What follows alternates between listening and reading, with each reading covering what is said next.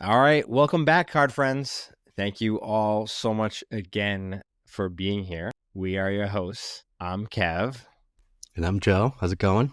And again, if you're new here, just a quick recap. Joe and I are both lifelong friends, both tech guys by day, both dads, and of course, both diehard collectors and both card friends. And we started this show together for the casual collector, right? We're not influencers. We're not these loud voices. We're not hype guys, right? We're not here to talk just card prices. We're really here just to have real card conversations. Think of us as like catching up with a friend about cards and the hobby, sitting on your couch at home, catching up, quick phone call between card friends, right? Just two friends who just love collecting. And again, you guys are part of the card friend community. And we say it all the time. We're all card friends here. So feel free to hit us up on socials, DMs. We love talking to you guys. Reach out anytime. Again, we're all card friends here. So this episode, we're going to do things a little different, right? We wanted to talk a little about, we did a segment a little bit back and we got some love for it called Card Friend Fundamentals.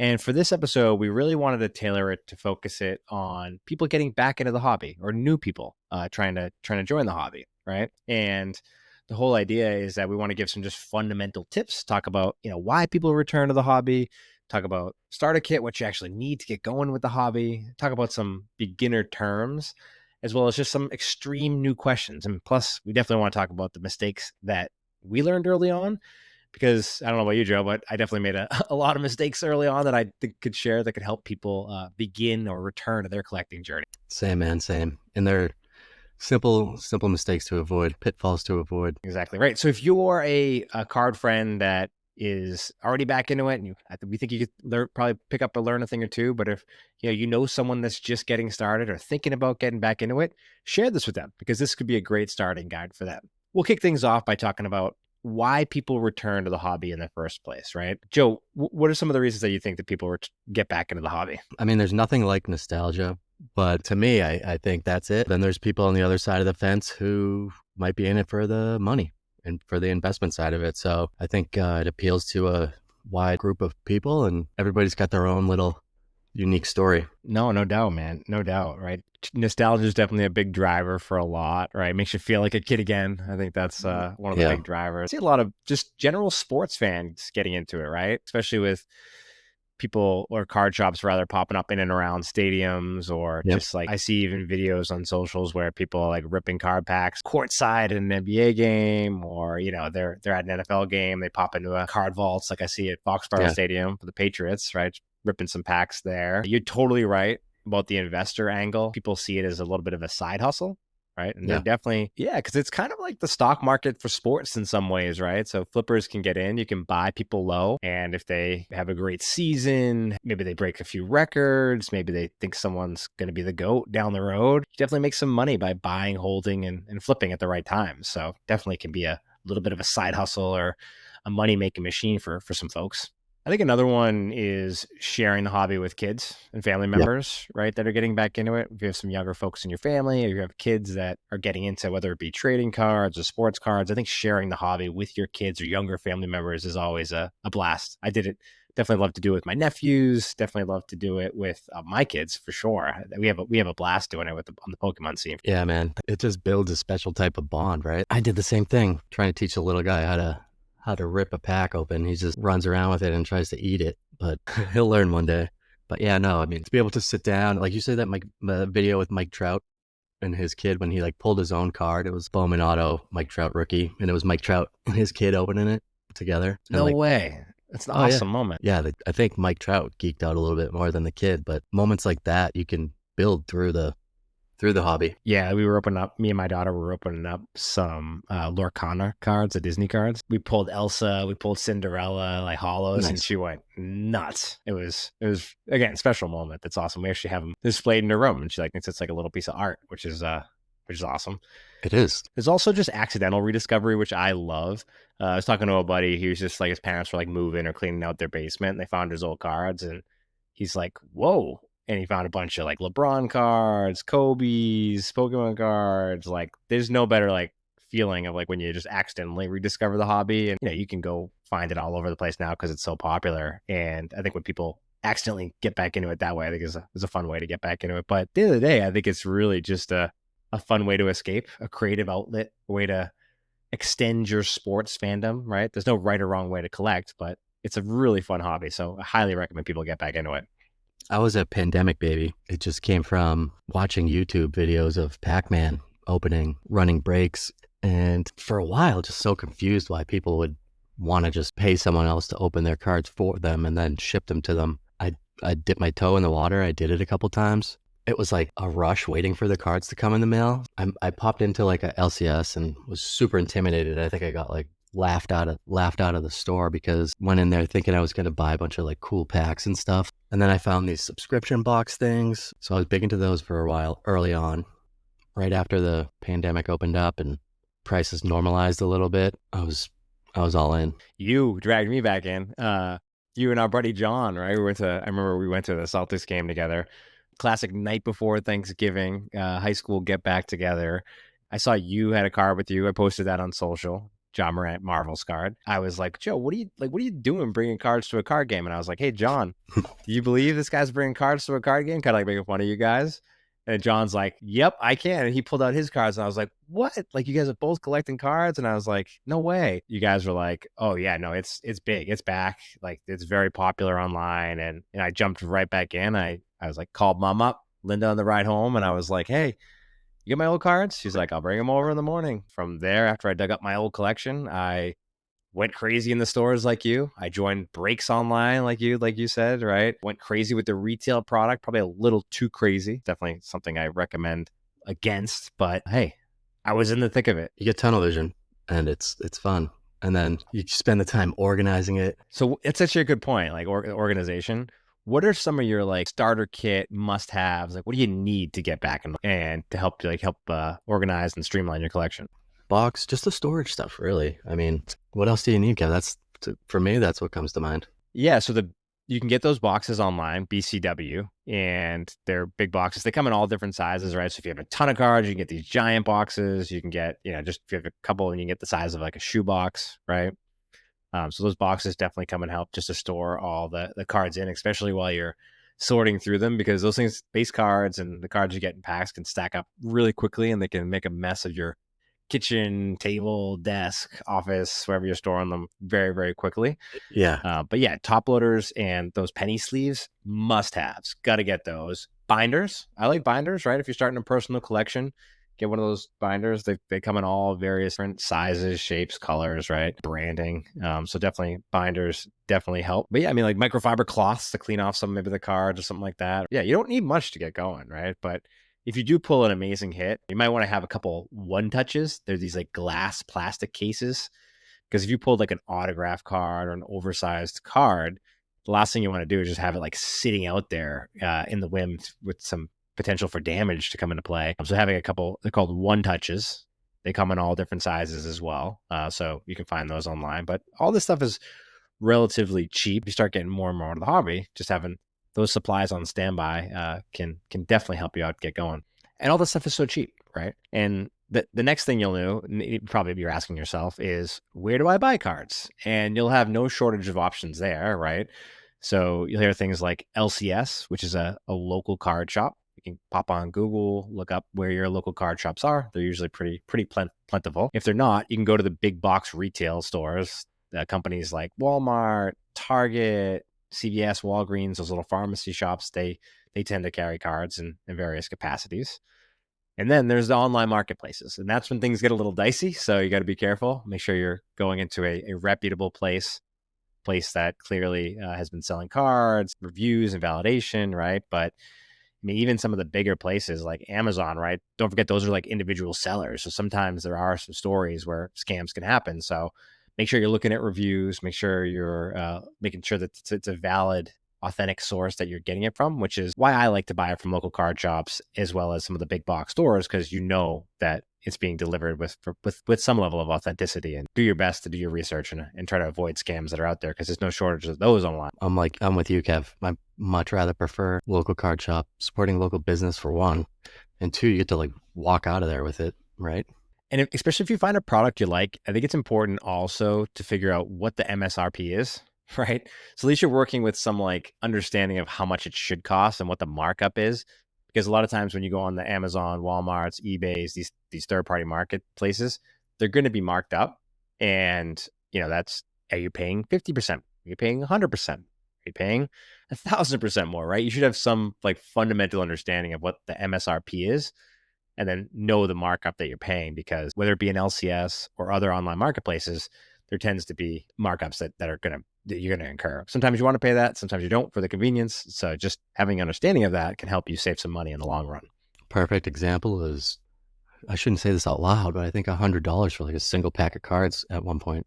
And you didn't know any better, right? And that happens a lot. That happens to a lot of people. Sticker shock is definitely a real thing, like we've said before. In hindsight, not a wise decision. Let's talk about the difference between these terms like blasters, hobbies, singles, megas. It took me so long to figure all this stuff out. So let's talk about some of the common ones, right? I'll start, right? So you get value packs, which is those like plastic value packs, usually 15 to 30 cards that are hanging in most stores. You got blaster boxes, which are small, probably the entry point to the hobby of boxes. It's just usually anywhere from like 20 to 40 cards, small back, usually like 4 to 6 packs in them. Most products have these. As you move up, megas, very similar product line, just give you more. And these usually have exclusives, so exclusive colors within these. And they'll say it right on the box. So just look out for it. So if you wanted, let's say, a color match of your favorite team, and the exclusive might be in a blaster or a mega, right? So blasters and megas are just the entry level product to the hobby. And blasters will have a small amount, whereas megas will have a more amount, and that's just retail product, and you're limited in what you can actually pull from those. But there can be some really good stuff in those things as well. The megas, yeah, usually they'll have like guaranteed memorabilia or maybe autograph. By memorabilia, I mean either a jersey or a piece of someone's bat. To your example, Kev, about the different colored. Exactly. So if you like color, you want a color match, you like a certain type of variant or parallel, as they call them, colors, definitely look for those boxes. But again, blasters, megas, these are the entry level retail product, and they usually go for what, like $20 to $100, I would say, would range from somewhere in that vicinity. And all the brands, all the sets they have this product usually available for you. And then as you move up the chain, you start to move into more expensive product. And you're not going to find these at the big box stores. They'll be at the LCSs and they'll be online.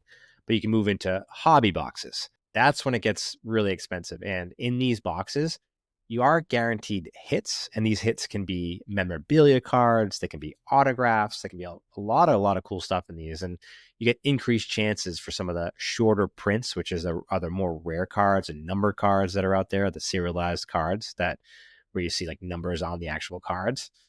So as you move up, they're going to cost a lot more, but the likelihood of you getting better stuff goes up as well. So it's a little bit of a trade-off there. With the more money you spend, the better stuff that you can get. Yeah, I mean, there's nothing like the adrenaline rush of getting a hit out of a retail product. But if you want to be predictable in what you're going to be spending your money on, then a hobby box might be the way to go for you. And then there's the option, and I did not do this when I first started out, is singles. Like you can and people have to really think about this. I love opening packs. And I always say, if you love opening packs, if you enjoy the thrill of just cracking a pack, brings you the nostalgia, like we talked about, why you're getting back into it, definitely open packs. I don't want to slow you down. I do it all the time. I love it and I enjoy it, right?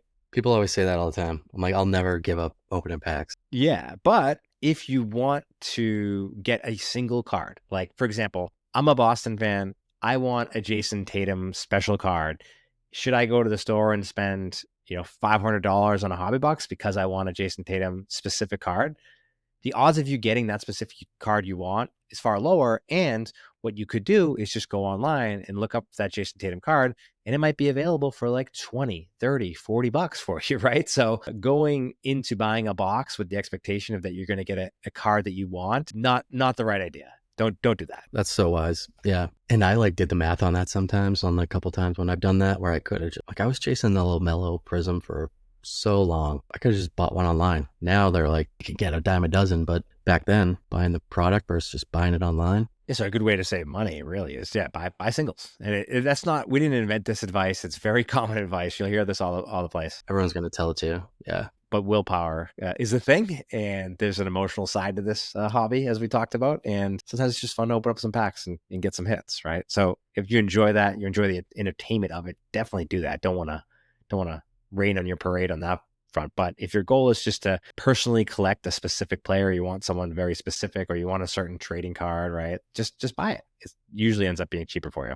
It'll save you time and money in the long run for sure. Yeah.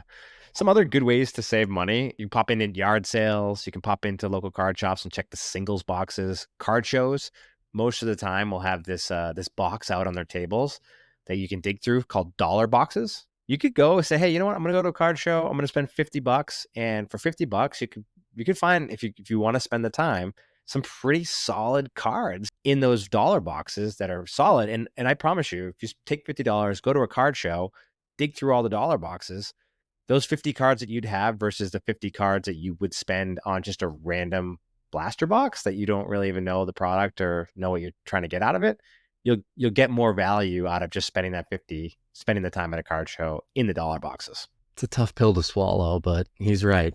I know. Hey, I am good at telling the advice. I am not the greatest at following my own advice. that I promise you, because I have a closet full of sealed boxes that I plan on opening even just this afternoon for fun. So I'll give the advice. Just not great at following it by any stretch of the imagination. We just want to make sure you guys are aware that these alternatives are out there. Exactly. So if you were starting today and you had $100, what are you spending it on? What are you doing? If I was starting today and I knew everything that I know today, and you know everything you know today, yeah, like what would you spend your $100 on? I would probably go on to eBay and find Tatum color match PSA 10. So a green mosaic or prism. PSA 10 of a rookie, definitely not gonna be in the budget for 100, but that's what I would use my $100 on. I like it. NBA playoffs kicking in full gear. Yeah. Celtics get their second championship. I like it. So if I were starting today and I had $100, this is just me personally, I'd go to my local retailers and I'd spend $50 on the best NFL pack I could find, probably Prism, something like that. Prism. Really? I love the rookie class this year. I don't care if I pull a Caleb Williams, Drake May, Jaden Daniels, right? So JJ. and Penix, right? The rookie class this year is so deep.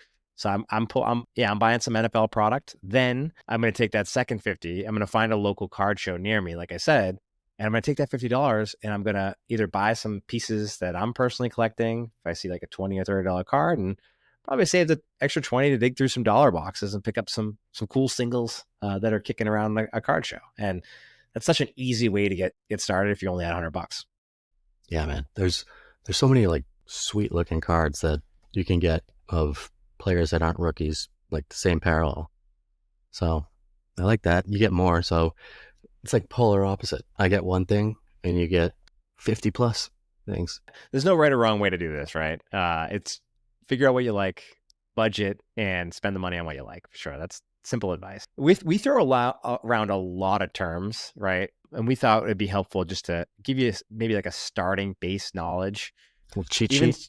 Yeah, even some terms that we've been talking about up until this point, right? A little bit of a cheat sheet to get you going about just some beginner hobby terms, right? The Card Friends glossary, if you will. So one of the things we say all the time is PC. And, I've heard people be like, what are you talking about, your personal computer? And it's like, no, this is a personal collection. This is what you're personally collecting. And this is something that people typically do. If you're collecting, 1, 2, 3, 5 people, or chasing certain characters and trading card games. Like for me, for example, I personally collect Brady, LeBron James, Paul Pierce, Ken Griffey, SGA, right? So I just love personally collecting players, and they're my personal collection who I focus on collecting. So let me use it in a sentence for the people out there. Yeah, I think that'll help. I PC Jason Tatum, I PC Roman Anthony, so on and so forth, right? So in my PC, I have a lot of Jason Tatum, I have a lot of Roman Anthony, I PC the Red Sox, I PC the Celtics. Yep, you can use teams as well. Yeah, I love that. Yep. Another term that we've been talking about a lot is breaking and breaks. And I'll define it and you use it in a sentence like that. I like that format a lot. So a card break, right? This is when we talked about it earlier, hobby boxes and bigger boxes. Sometimes they're expensive, right? And sometimes people don't want to buy a whole box themselves and take on all those cards, but instead pay for maybe a team they want, or get into get assigned a random team, or maybe they get after a random player, right? And there's plenty of options for breaks, but essentially what happens is you buy yourself into a fraction of that box. You save some money. So, for example, if there is 32 teams in the NFL, you pay 30 some odd bucks to get into a break of an expensive hobby box. Say it was like $1,000, right? For example, and you get assigned a team or a player or whatever the format may be. And then, you don't get all the cards, but you get assigned that certain team or that certain player. So it's a cheaper entry point to get the bigger hits. And this is all done online. You watch it virtually and they'll ship it to you after the fact. And there's, again, no shortages of these on all the various different platforms that exist, from Instagram to whatnot and all the other socials that allow live streaming platforms to sell and stream breaks. There's some really good people out there too, running some good break communities. So again, to use it in a sentence, I joined a break last night and I got skunked, Kev. What's skunked mean? It means I didn't get anything. I won't be getting any mail. We mentioned this a lot. PSA, Beckett, BSG, SGC, and these are all graded cards. So we'll talk a little bit about raw versus graded, right? Raw means exactly what it sounds. It's kind of self-explanatory. It's the card in the wild, raw. It doesn't have any casing on it. It's just the card that pulled pack fresh from a card packs or box that you've opened. And what you have the ability to do is send the card into a professional grading service, bundle up, package up the cards, you send it in, and they send it back to you with a grade in a plastic encasing. And what this does is, if it comes back, usually it's on a scale of a 1 to a 10, the 10 being the highest, 1 being the lowest. But if you send in a great card, if you are able to get a 10, the value goes up in some cases exponentially, right? So no matter what the card is, it just increases the rarity of the card, and it allows people to know that it's not a fake card.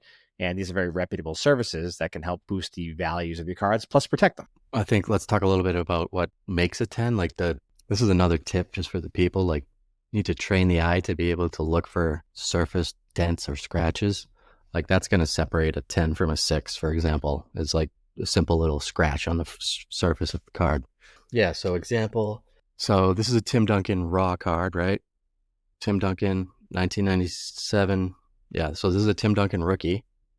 I bought it raw, but it's in a one type. If I wanted to pack that up and ship it off to a grading service like a PSA, they would send it back to me with a grade in a in-case thing. You can't open this either, so the card is secured in here and it's waterproof.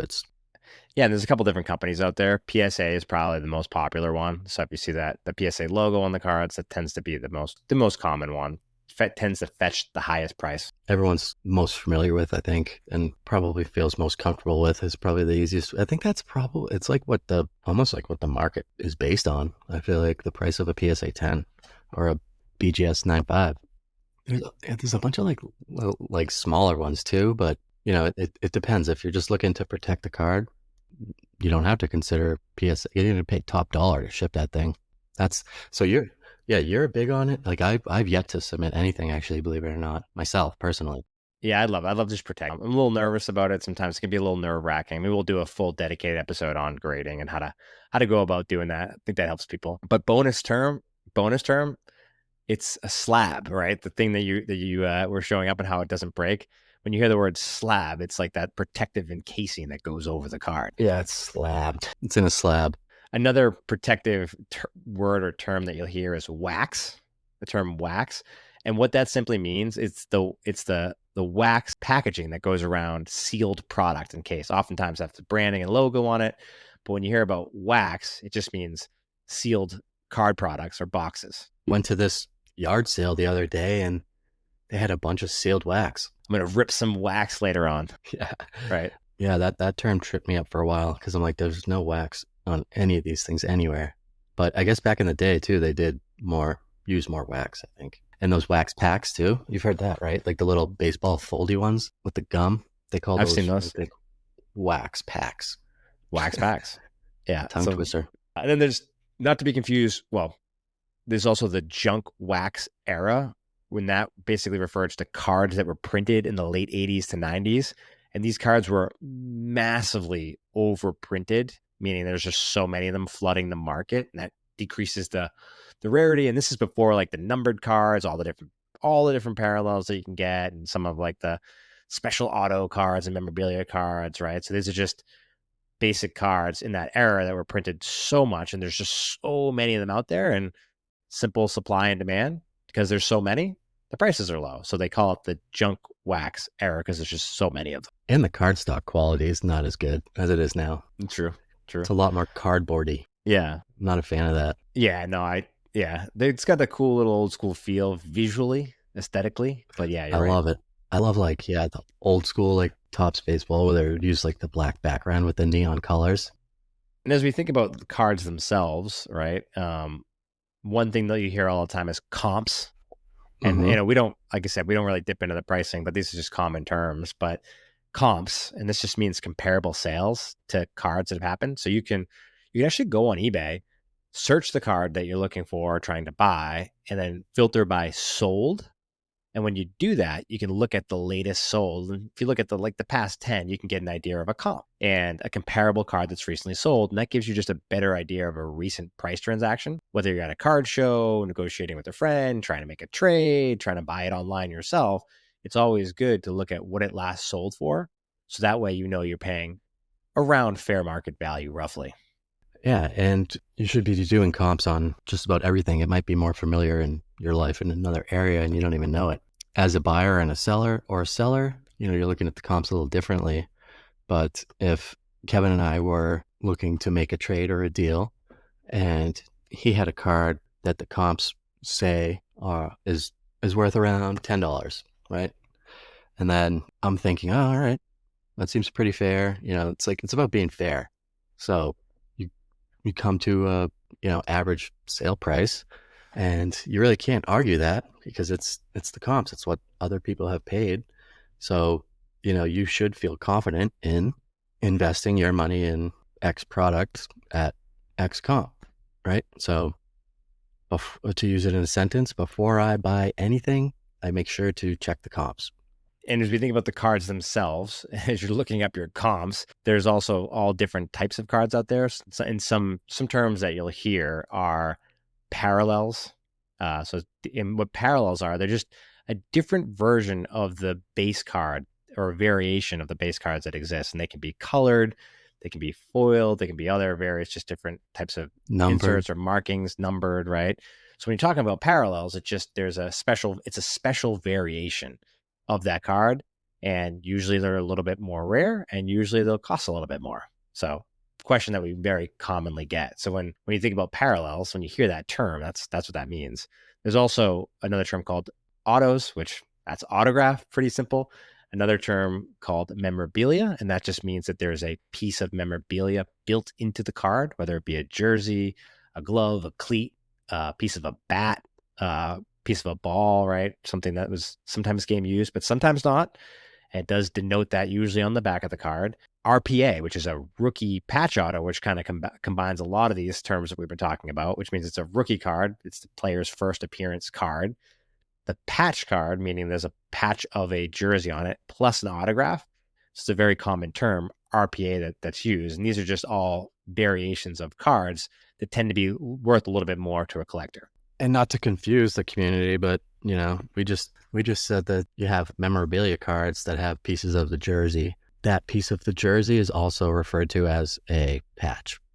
Patch, swatch, you might hear, or a napkin, people might say, if it's just a white piece of cloth from a jersey. This happens to be a white jersey. But I wanted to circle back on the parallel thing real quick, Kev. People might also hear the term rainbow thrown around when Kevin said that parallels include different color variants.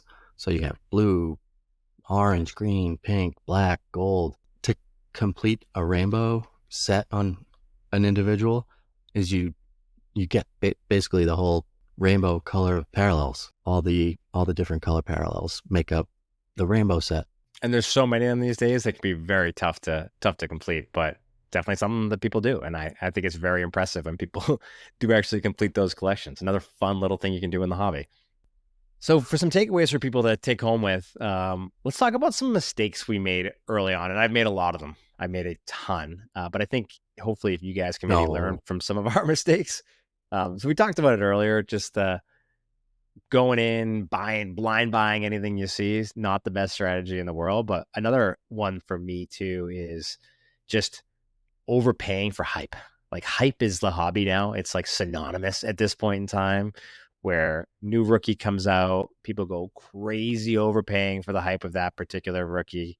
And the next year they do something off the field or off the court, or they poorly perform, and you can lose money very, very quickly. Unless you're not in it for the money, you know. Yeah. Well, these things do hold value, right? So you do have to remember that. We started this episode off with talking about buying the supplies, and one mistake I made, not getting back into it, but definitely when I was a kid, is storing my cards carelessly. And I'd say it's such a common mistake that people make, is just throwing cards in a bin, or just leaving them out on a desk, or leaving them out when you're eating food and spill coffee on them. And if you don't take care of your cards, and you could lose a lot of money if that card becomes extremely valuable sometime down the road. Yeah, my cards in the attic were in just tubs, just loose all over the place. Not stacked. Some were stacked, but a mistake I made that I think could and should be avoided is just being a pack rat, is hanging on to stuff just because I felt like it was going to go up in value. Yeah, I mean, one thing too to tailwind up that point is like it's called trading cards for a reason, and you can I trade know. cards too. You can go to card shows, you can trade it with people. There's People forums. forget that, I feel like. People definitely forget that. There's forums online you can go to trade, right? If you don't like something, or maybe it's not valuable to you, one man's trash is another man's treasure. Like trade it for something that you do want. So it's always an option. So some regrets that I can laugh about now is like I went in heavily on quarterbacks like Mac Jones, Trevor Lawrence, Trey Lance. Like, I held cards for way too long and they went crazy. I know there's like some other examples where people bought cards and people do some off the field stuff, and whether they get into fights or some of the other stuff that might happen, legally troubles, like that can cause a card to go way, way down, which is why kind of Pokemon's actually awesome, because I know that Charizard or Pikachu is not going to do anything crazy off the field, right? So 100%. that's why I like investing in those cards a little bit better sometimes than some of the sports players that are out there. When one of my favorite NBA players caught again with you know who I'm talking about, and the cards just plummeted, I was like, Charizard would never do that. So like, yeah, Athletes get hurt too, right? These are physical sports. So say they were to get hurt, Charizard's not getting hurt, Pikachu's yep, not getting hurt. Just bring in the Pokemon Center and they're all healed, right? that's right, baby. But yeah, I mean, there's a lot of mistakes we've made. We've made all the mistakes. And that's what we're trying to share with you, so that you guys can truly understand it. I mean, I was a menace putting cards into penny sleeves for the longest time. You got to be careful because you nick the corners and it does damage. It depends on the card, but a soft or a nicked corner is going to severely impact like the chance for a card to gem. That's another term, Kev, that the people I think need to be aware of. So gem is the highest possible grade at any of the grading services. PSA, for example, 10, PSA 10, gem mint 10. All terms, and hopefully you guys can learn from some of our lessons as well. Don't repeat the same mistakes that we did. Hopefully you guys can learn from us and our mistakes. So again, I hope that everyone was able to learn some of these here, right? We gave you some helpful terms. We gave you some reasons of why people are getting back into the hobby, or why to start if you haven't already. Some supplies that can definitely help you out. And if you have any questions, there's no bad questions that you can ask the card friends. We are, again, like we always say, we're all card friends here. So you can ask extreme beginner questions to us. Hit us up on all socials at the card friends. We're in all the usual places, and there is no judgment. This is the judgment-free zone. We're happy to answer all newcomer returner questions. Always here to help you guys. So just drop us a question and we'll answer it to the best of our ability. And if you guys have friends that are getting into cards, starting new, and maybe you learned something here, or you think they should hear this episode, be sure to share it with them, right? We'll try to do this some more in some future episodes. Maybe do a little bit of a mini series around this, and we'll post some of this information to our socials so you can share it and help friends out, right? But at the end of the day, like we always say, we're all card friends here, and we're here to help. So feel free to ask us any questions that you might have. All right, everybody. Take care. See you on the next one. We'll catch you guys in the next one. Peace. Peace.